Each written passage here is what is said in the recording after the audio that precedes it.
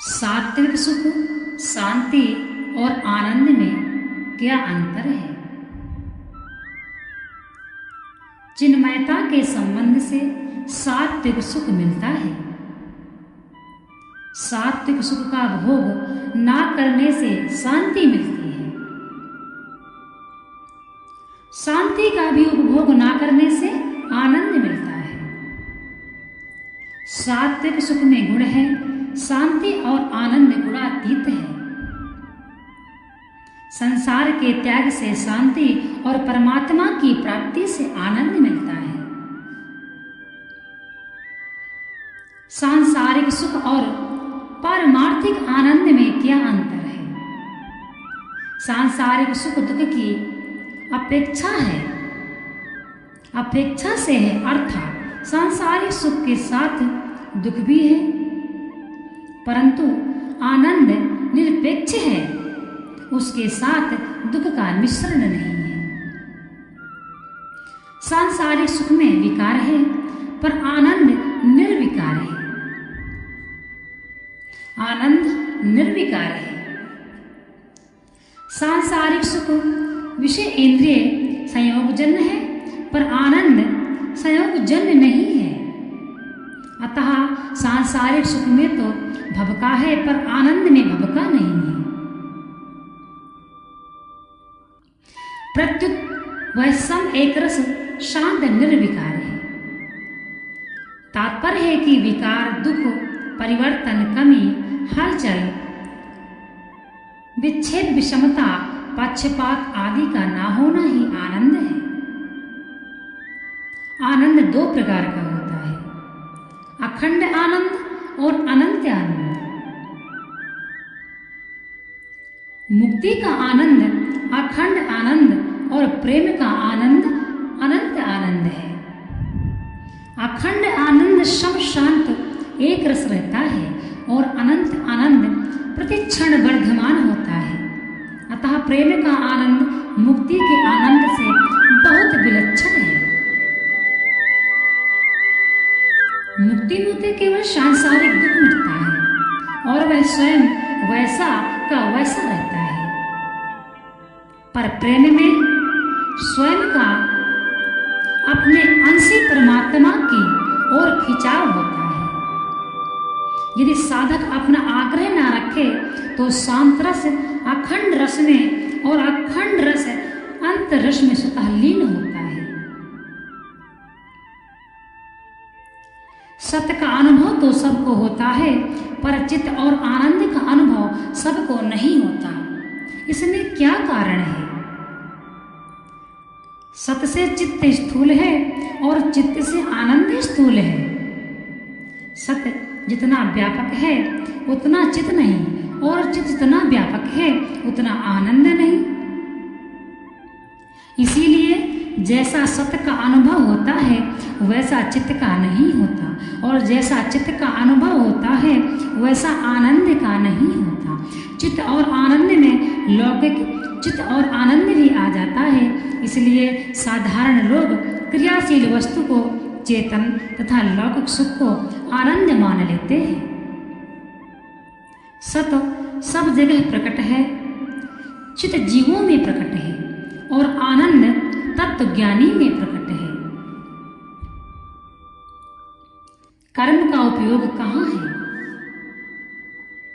कर्म का उपयोग कहाँ है? बहुत ही समझने का समय है। यदि आप इसको समझते हैं तो आप अपने जीवन के सार को भी समझ सकते हैं। हम यहाँ पर क्यों आए हैं और हम क्या कर रहे हैं, हमारा कर्म क्या है और हमें क्या करना चाहिए, क्या नहीं करना चाहिए, ये हमको ज्ञान होगा। कर्म का उपयोग कहाँ है? संसार में ऊंचा उठने के लिए निष्काम भाव से दूसरों के हित के लिए कर्म करने की आवश्यकता है, क्योंकि सकाम भाव से अपने लिए कर्म करने से ही मनुष्य संसार में फंसा है। अतः करने का वेद और वर्तमान राग की निवृत्ति के लिए कर्म का करने का उपयोग है। कर्तव्यों का पालन कठिन क्यों दिखता है? कर्तव्य कहते ही उसे है जिसे किया जा सके और जिसे करना चाहिए। जिसे नहीं कर सकते वह कर्तव्य नहीं होता। अतः कर्तव्य का पालन सबसे सुगम है। अकर्तव्य की आसक्ति के कारण ही कर्तव्य पालन कठिन दिखता है। कर्तव्य अकर्तव्य ज्ञान न होने में क्या कारण है? पक्षपात, विषमता, ममता, आसक्ति, अभिमान, इनके रहने से ही कर्तव्य अकर्तव्य का स्पष्ट ज्ञान नहीं होता। सकाम भाव से भोजन करें तो तृप्ति रूप फल होगा ही, फिर निष्काम भाव से किए कर्म का फल नहीं होता। यह बात कैसे है? निष्काम भाव से किए कर्म भुने हुए बीज के समान हो जाते हैं, परंतु बीज खेती के काम तो नहीं आते, पर खाने के काम तो आते ही हैं। अतः निष्काम भाव से किए कर्म का फल तो होता है, पर वह बंधन कारक नहीं होता। सकाम भाव से किए कर्म का फल ही बंधन कारक होता है। भगवान में ज्यादा तल्लीन होने से भक्ति के कर्म दिव्य हो जाते हैं। मीराबाई का तो शरीर भी दिव्य होकर भगवान के श्री विग्रह में लीन हो गया था। यह आप सभी जानते हैं। गीता में भगवान ने कहा है कि मेरा स्मरण कर और युद्ध अर्थात कर्तव्य कर्म भी कर। यदि भगवान का स्मरण करेंगे तो कर्तव्य कर्म ठीक नहीं होगा, और कर्तव्य कर्म में मन लगाएंगे तो भगवान का स्मरण नहीं होगा। अतः दोनों एक साथ कैसे करें? यह प्रश्न आपके मन में उठ रहा होगा।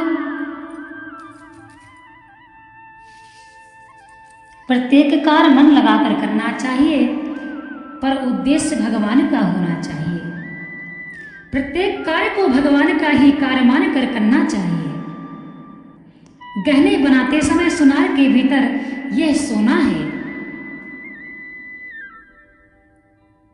यह बात बैठी रहती है। इसी तरह सब कार्य करते समय साधक के भीतर सब कुछ परमात्मा ही है, यह बात बैठी रहनी चाहिए। क्रिया, कर्म, उपासना और विवेक, इन चारों में क्या फर्क है? क्रिया फलजनक नहीं होती, अर्थात किसी परिस्थिति के साथ संबंध नहीं जोड़ती। कर्म फलजनक होता है, अर्थात सुखदायी दुखदायी परिस्थिति के साथ संबंध जोड़ता है। उपासना भगवान के साथ संबंध जोड़ती है। विवेक जड़ता से संबंध विच्छेद करता है। कर्म और उपासना में जो क्रिया है वह कल्याण नहीं करती।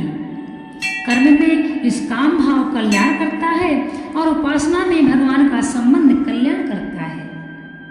जिस दिन भी आप व्रत करेंगे उस दिन आपका मन दूसरा रहेगा। आप ज्यादा भगवान को याद करेंगे, आप पाप कर्म करने से डरेंगे, आप अच्छा बोलेंगे, दूसरे की मदद करेंगे, दान धर्म करने की सोचेंगे।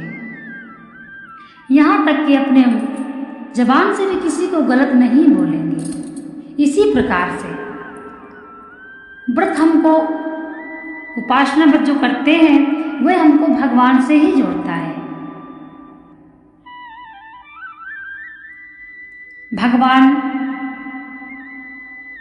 और मनुष्य में ज्यादा फर्क नहीं है।